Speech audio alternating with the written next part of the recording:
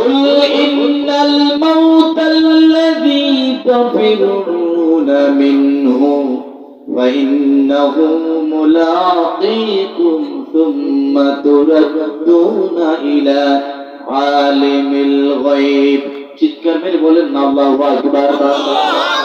রব্বুল আলামিন বলেন আপনি যত চেষ্টা করেন মরণ থেকে পালানোর জন্য, যত চেষ্টা করেন এই পৃথিবীতে কেউ আপনাকে টিকে রাখতে পারবে না।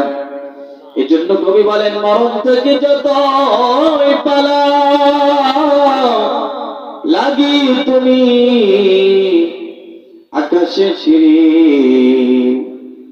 যদি সুদূর আকাশ পরে পালাও তুমি লাগিয়ে সিঁড়ি। আপনি যত চেষ্টা করবেন মৃত্যু থেকে আপনাকে কেউ বাঁচাতে পারবে না।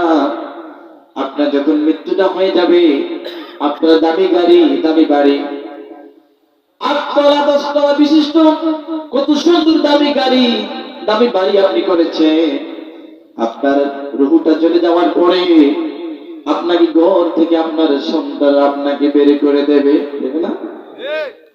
আপনার পাড়ের স্ত্রী, যে স্ত্রী আপনাকে চায় একটা দিন দূরে থাকে না, স্ত্রী ঘর থেকে বের হলে স্বামীকে ছাড়া বের হয় না।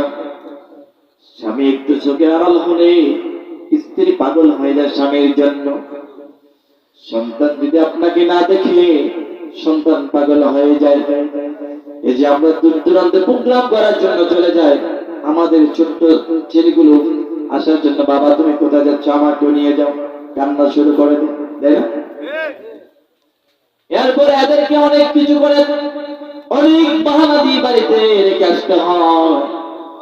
খোদা আদর করে আপনার সন্তানকে আপনি লালন পালন করেছেন। বাবা গরিব মানুষ, গেলেও দেখা যায় সন্তানের জন্য কত কষ্ট করে, এমন কষ্ট পরিশ্রম করে যখন সন্তানকে আপনি বড় করে তুললেন, অথচ আপনার রুহুটা চলে গেল। সন্তানদের এলাকার মানুষকে ডাকবে, ও এলাকার মানুষেরা তোমরা দ্রুত আসো, আমার বাবাকে ঘর থেকে বের করতে হবে, আমরা ভয় পাচ্ছি। আপনার আদরের সন্তান আপনার কলিজা ছাড়া ঘুমাতো না, আপনার কলিজা ছাড়া ঘুমাতো না। আব্বু আমাকে একটু তোমার কলিজা রাখো। আপনার কলিজায় সন্তানটুকু আপনাকে জড়িয়ে ধরতো, অথচ সেই সন্তান বলবে আমরা বাবার লাশটাকে দেখে ভয় পাচ্ছি, বাবাকে বের করে দাও। আমার বন্ধুগণ, আমার বাবাজিরা,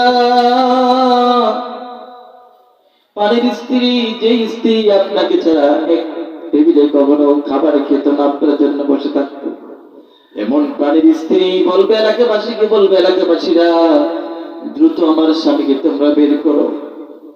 সন্তান এলাকার মানুষেরা আসবে, আপনাকে আপনার গায়ে যে কাপড়গুলো আছে এই কাপড়গুলো কেটে কেটে প্রথমে হাত দিয়ে চেষ্টা করবে খোলার জন্য, আপনার কাছ থেকে এগুলা খুলতে পারবে না রে।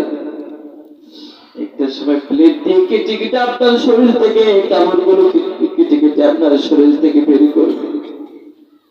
আপনার গায়ের কাছ থেকে যেই দাবি খাদি কমালেন, এই দাবি কাছ থেকে আপনাকে নামিয়ে রুমের মধ্যে আপনাকে শোয়াইয়ে দিবে। যেখানে কম্বল নাই, মাটির বিছানা নাই, একমাত্র মাটির উপরে পাতলা একটা কাপড়ের মধ্যে আপনাকে শোয়াইয়ে দিবে। কথা বলেন তো কি দাবি না? আমার বাবাজিরা, আমার বন্ধুরা, এই দুনিয়ার মধ্যে কিসের জন্য পাগল হয়ে রইলেন? কোন দিকে আপনি চলছেন, কোন দিকে চলছেন, একটু মনোযোগ দিয়ে শোনো।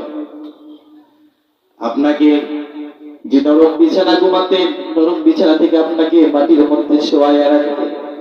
আমার বন্ধুগুলো, আমার বাবাজিরা, আপনি যে মানুষটা আপনি নিজে পায়ে হেঁটে হেঁটে গিয়ে পুকুরের মধ্যে সাঁতার কেটে গোসল করতেন, গোসলখানায় গিয়ে আপনি নিজে পানির ফোয়ারা ছেড়ে আপনি নিজে গোসল করতেন, অথচ সন্তানরা কাঁদবি, ও আমার এলাকাবাসীরা, আমার বাবাকে তোমরা কেন আজকে মুহূর্তে কেন আমার বাবাকে তোমরা সকলে মিলে গোসল দিচ্ছ? আমার বাবা কি পারে না নিজে একা একা গোসল দিতে? আমার বন্ধুরা, আমার বাবাজিরা, সন্তানগুলো আপনার জন্য আব্বা আব্বা বলে কাঁদবে। এরপরে আপনি যে মানুষটা পায়ে হেঁটে হেঁটে আপনি বাজারে যেতেন, গোটা দুনিয়া সফর করতেন, এই মানুষটাকে সাদা কাপড় পরা